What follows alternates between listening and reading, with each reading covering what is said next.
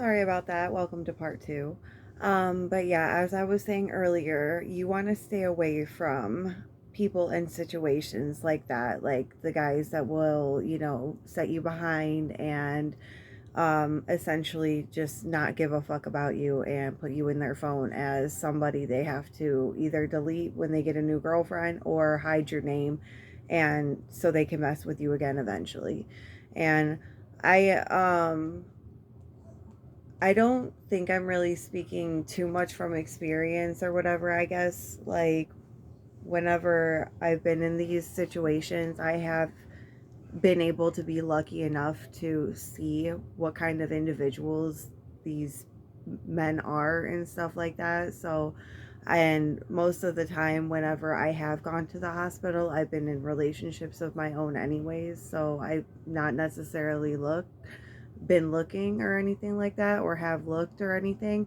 But regardless, if you're a female and you go to seek mental health, a lot of the times, no matter what, there's going to be a guy out there that tries to put you in his situation or tries to be a part of yours.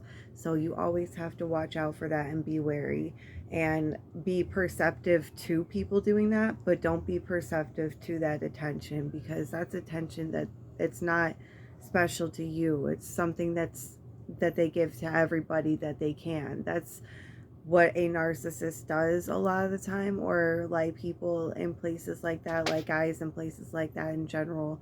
They like to just find somebody else, the next basically victim that they can feed off of. It's almost like they're a vampire, you know what I mean? A lot of the times they're charming, or they're funny and stuff like that, but you know just I say this because I want people to be careful with themselves, and I've seen it a lot, and I've seen a lot of people like on Facebook and groups that have met their significant others in mental units, or mental floors or whatever, and it's just not worked out in the long run. Um, but this is primarily, again, a video for the guys, because somebody needs to tell you to leave women alone, especially when they're in vulnerable states.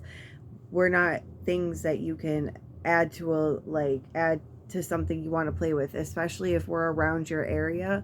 Like, leave us alone, especially if you're a grown man and you're like 5 to 10 years older than somebody.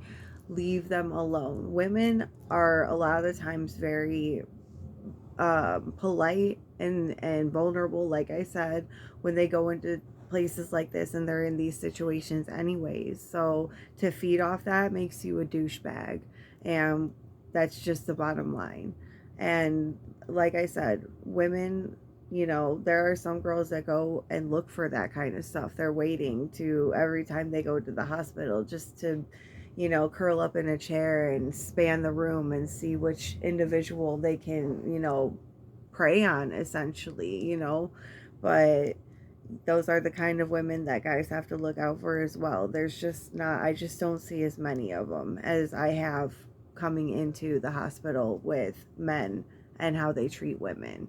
Not just myself, I've seen it happen to other women as well. Like grown, like 40-year-old men that are Latin kings and stuff like that, giving their numbers to, or trying to recruit, you know what I mean? And it's a sad like environment sometimes, because instead of growing, you meet people that also can keep you down. So it just depends, where you go, and a lot of the times it depends the group that's in your hospital setting as well. Sometimes you can have a completely lit young group of people, like 17 to 23, 25 years old, and they're just a jumble of, it's fun, it's different personalities, they're kind of raunchy.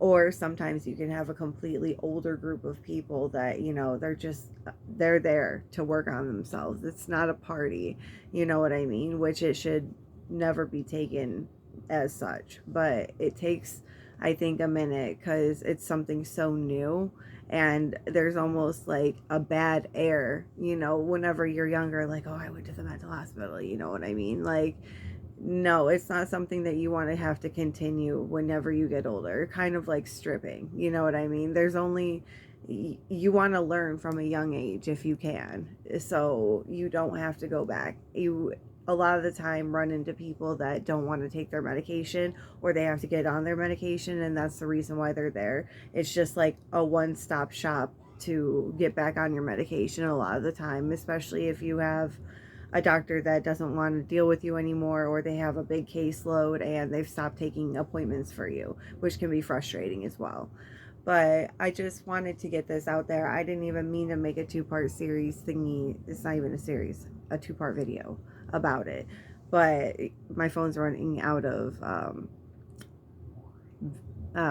storage anyway, so I need to like go ahead and start deleting things and putting stuff on my laptop and all that.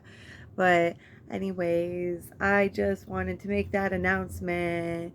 Focus on yourself, boys and girls, men and women. Whenever you go to a mental unit, whether it's voluntary or not, you are stuck there unless, for some reason you want to get out and you fight them in court. But unless, there are terrible hospitals that only give you like crossword puzzles and stuff to do, and they claim a lot of the time it's because of COVID right now, but we know better. Like, there are some hospitals that, like Chicago Behavioral Health, that needs to do better, or Streamwood, but basically Chicago Behavioral Health. Let's just go ahead and throw that out there. But anyways, I hope you guys are doing well and you are enjoying your weekend, and I love everybody very much, and I hope everybody is amazingly doing wonderful, and any other affirmation that I can throw in there. Bam, bam, bam, affirmation, affirmation. But just kidding, I'm sorry. But anyways, I love you guys and I hope you're doing well, and I will talk to you soon. Bye.